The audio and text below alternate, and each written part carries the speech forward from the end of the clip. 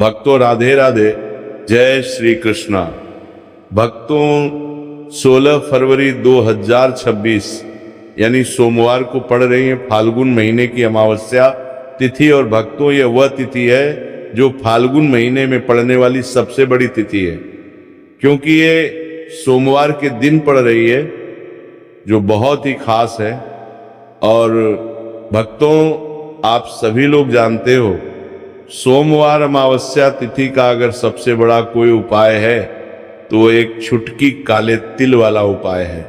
तो भक्तों इस सोमवार अमावस्या तिथि के दिन आप लोगों को इस एक छुटकी काले तिल वाले उपाय को जरूर करना है। बहुत सारे लोग होंगे जिन लोगों ने इस उपाय को ना किया हो, मतलब पूरा साल निकल गया उन्होंने किसी भी दिन काले तिल वाले उपाय को ना किया हो। पर भक्तों आपके पास एक आखिरी मौका बचा हुआ है, जो कि 16 फरवरी सोमवार अमावस्या तिथि के दिन है। तो इस दिन आप लोगों को इस वाले उपाय को जरूर कर लेना है। भले ही आपने पूरे साल भर इस उपाय को ना किया हो, पर अगर आपने इस फाल्गुन महीने के सोमवार अमावस्या के दिन अगर इस वाले उपाय को कर लिया तो आपको इस उपाय को करने का वह फल मिलेगा जिसकी आपने कभी कल्पना भी नहीं करी होगी। इसीलिए आप लोग इस वाले उपाय को एक बार जरूर कर लेना है, ताकि आप लोगों के हाथ से ये मौका ना जा सके और आपको इस उपाय को करने का फल मिल सके।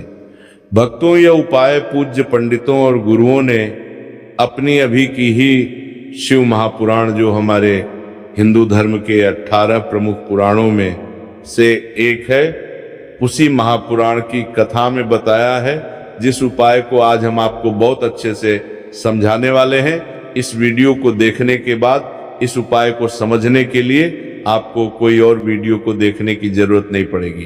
तो चलिए भक्तों उपाय को शुरू करते हैं। देखिए ये इस फाल्गुन महीने सोमवार के दिन ये इतना खास होता है, इतना महत्वपूर्ण होता है। देखा गया है कभी कभी बड़े बड़े पूजा पाठ अनुष्ठान से जो मनोकामना पूर्ण नहीं होते, वो फाल्गुन महीने के सोमवार के दिन एक छोटे से उपाय करने से ही आपकी मनोकामना पूर्ण हो जाती है।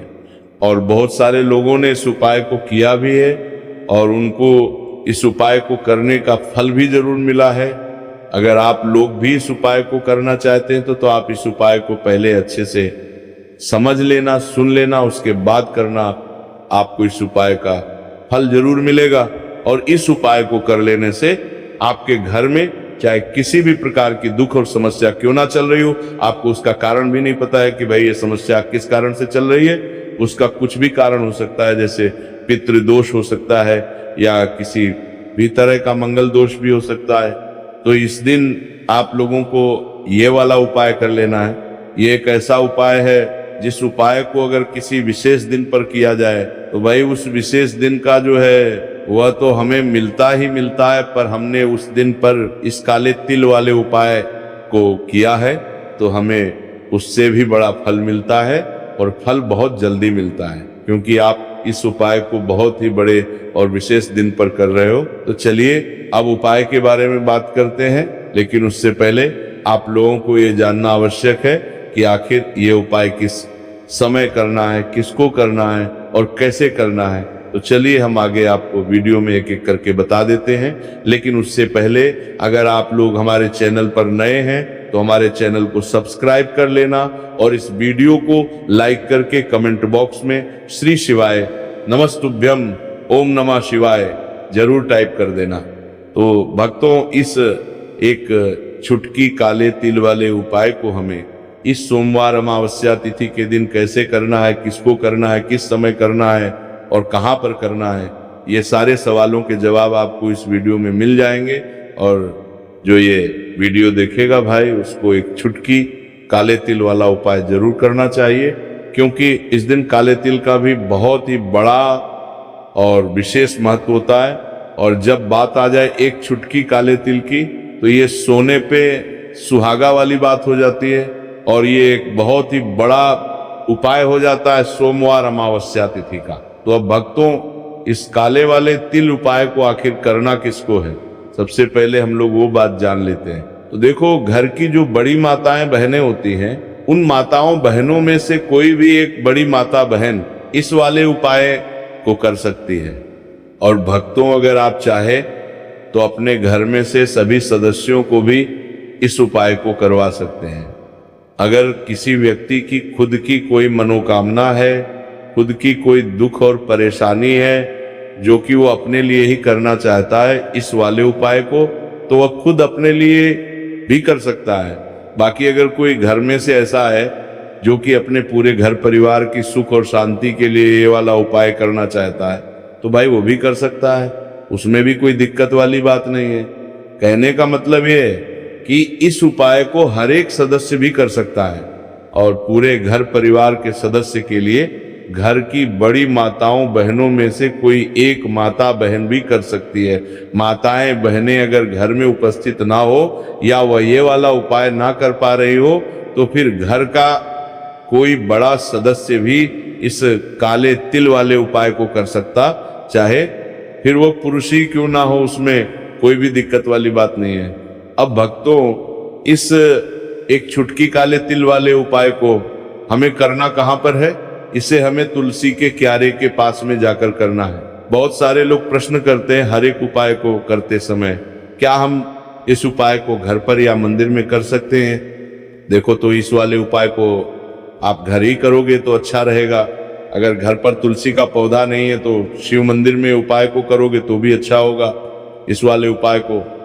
उसके बाद में भक्तों जो अगला प्रश्न निकल कर आता है वो ये आता है इस उपाय को लेकर कि आखिर इस उपाय को हमें किस समय करना है, सुबह के समय करना है कि शाम के समय करना है? तो देखो, इस वाले उपाय को आप लोग सुबह के समय भी कर सकते हो और शाम के समय प्रदोष काल में भी कर सकते हो। अब अगर आप पूछो कि भाई साहब सबसे उत्तम समय कौन सा रहेगा इस एक छुटकी काले तिल वाले उपाय को करने का, तो हम आपसे बस यही कहेंगे कि इस उपाय को आप सुबह के समय करेंगे तो ज्यादा बेहतर होगा। बाकी अगर शाम के समय भी करेंगे तो भी अच्छा होगा, उसमें कोई भी दिक्कत वाली बात नहीं है। तो अब भक्तों, जो अगली सबसे बड़ी और महत्वपूर्ण बात आती है वो ये आती है कि सुबह अगर हम उपाय को करेंगे तो हमें कितने बजे से लेकर कितने बजे तक के बीच में करना है, और शाम के समय प्रदोष काल में करेंगे तो हमें कितने बजे से लेकर कितने बजे के बीच में करना है। तो देखो, सुबह जितनी जल्दी हो सके आप उपाय को करने की कोशिश करना। बाकी अगर किसी कारणवश लेट भी हो जाओ, थोड़ी देर भी हो जाए, तो 10 या 11 बजे तक भी आप उपाय कर लेना, पर 12 बजे से ज्यादा देरी ना हो, ठीक है? इस बात का ध्यान रखना। उसके बाद में भक्तों, अगर शाम के समय प्रदोष काल की बात करें, प्रदोष काल का जो समय है होता है वो शाम के 6 बजे से शुरू हो जाता है। मतलब शाम के 6 बजे से लेकर 7 बजे के बीच का जो समय होता है ये समय प्रदोष काल का समय होता है। पर अभी जो मौसम चल रहा है, इस मौसम में जो है शाम बहुत देरी से होती है, तो आप इस उपाय को 7 या 8 बजे के बीच में भी कर सकते हो। मतलब शाम के 6 बजे से रात 8 बजे के बीच में आप कभी भी इस वाले उपाय को कर सकते हो, उसमें कोई भी दिक्कत वाली बात नहीं है। परंतु सोमवार के दिन कोशिश करना कि समय के अंतर्गत ही कर लो, किसी कारणवश ना कर पाओ तो थोड़ा देरी से भी कर सकते हो, आपको उपाय का फल जरूर मिलेगा। तो चलिए बात करते हैं हमारे पहले उपाय की। देखिए, इस उपाय के लिए आपको 2 दीपक लेने होंगे। दोनों ही दीपक आप मिट्टी के भी ले सकते हैं और दोनों ही दीपक आप शुद्ध आटा मढ़कर उनके भी तैयार कर सकते हैं। अब भक्तों, दोनों ही दीपक के अंदर आपको शुद्ध घी का प्रयोग करना होगा और एक दीपक के अंदर आपको गोल रुई की बाती का प्रयोग करना होगा और एक दीपक के अंदर आपको लंबी बाती का प्रयोग करना होगा। लंबी बाती वाले दीपक के अंदर आप मौली वाला जो धागा आता है कलावा का, उसकी बाती का प्रयोग भी आप लंबी बाती वाले दीपक के अंदर कर सकते हैं। देखिए, 2 दीपक वाला यह चमत्कारी उपाय केवल सोमवार की रात्रि में ही किया जाता है, इसीलिए आपको इस उपाय को बहुत ही ध्यान से समझना। इसी के साथ में आपको एक छुटकी काले तिल के दाने लेना है और इसी के साथ में आपको मात्र एक छुटकी हल्दी भी लेनी होगी। अब भक्तों, ये सभी सामग्री लेकर के आपको रात्रि के समय पहुंच जाना है अपने घर में, जहां कहीं भी तुलसी जी का पौधा, तुलसी माता का निवास स्थान है, वहां पर देखिए भक्तों, सबसे पहले तो आपके पास जो एक गोल बाती का दीपक, उसे आपको तुलसी जी के वहां पर प्रज्वलित करना है। दीपक को प्रज्वलित करते समय आपको ओम नमो भगवते वासुदेवाय इस मंत्र का 11 बार जाप कर लेना है। अब देखिए भक्तों, आप जो एक चुटकी काले तिल के दाने लेकर के आए हैं, उन्हें आपको अपने सीधे हाथ में रखना है, और जो आपने गोल बाती वाला दीपक प्रज्वलित किया माता तुलसी जी के वहां पर, उसके ऊपर से आपको इन एक चुटकी काले तिल को घड़ी की दिशा में घुमाना है।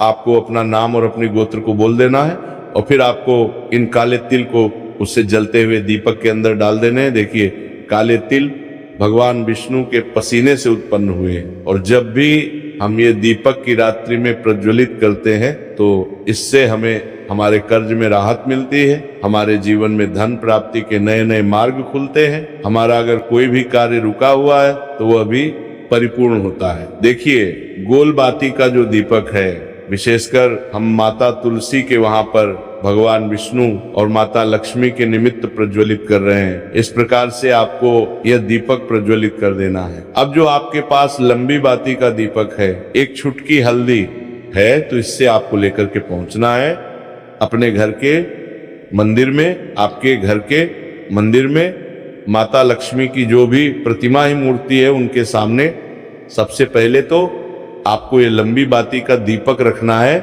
फिर आपको दीपक को प्रज्वलित कर देना है। दीपक को प्रज्वलित करते समय आपको ओम महालक्ष्मी नमः इस मंत्र का जाप करते रहना है। अब भक्तों, आपके पास जो एक चुटकी हल्दी है, उसे आपको अपने सीधे हाथ में रखना है, और इस एक चुटकी हल्दी को आपको उस दीपक के ऊपर से 11 बार घड़ी की दिशा में घुमाना है, और आपको ओम महालक्ष्मी नमः मंत्र का जाप करते रहना है, और इस एक चुटकी हल्दी को आपको उसे दीपक के अंदर डाल देना है। देखिए, एक चुटकी हल्दी वाला जो दीपक है, आपके जीवन से दुर्भाग्य को समाप्त करता है, माता लक्ष्मी की आपको कृपा प्राप्त करवाएगा, धन प्राप्ति के आपके जीवन में नए नए मार्ग बनाएगा।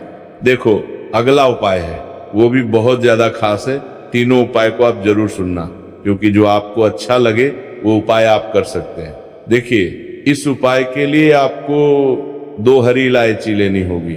हरी इलायची आपको साबुत लेनी है, खंडित नहीं होनी चाहिए, और इसी के साथ में आपको मात्र थोड़ा शहद लेना है। शहद आपको मात्र आधा चम्मच या फिर उससे भी कम ले लेना है, और इसी के साथ में आपको एक दीपक ले लेना है। दीपक आप चाहे तो मिट्टी का भी ले सकते हैं, और आप चाहे तो शुद्ध आटा मढ़कर उसका दीपक भी आप तैयार कर सकते हैं। इस दीपक के अंदर आपको मौली का जो धागा आता है कलावा का, उसकी बाती का प्रयोग करना होगा। यानी कि इस दीपक के अंदर आपको लाल रंग की बाती का प्रयोग करना होगा, और इस दीपक के अंदर आपको शुद्ध घी का प्रयोग करना होगा। अब ये सारी सामग्री लेकर के आपको अपने घर में जो भी मंदिर है वहां पर पहुंच जाना है, और आपको माता लक्ष्मी के किसी भी स्वरूप के सामने बैठ जाना है। अगर माता लक्ष्मी की फोटो है, माता लक्ष्मी की प्रतिमा है, तो उनके सामने आपको बैठ जाना है।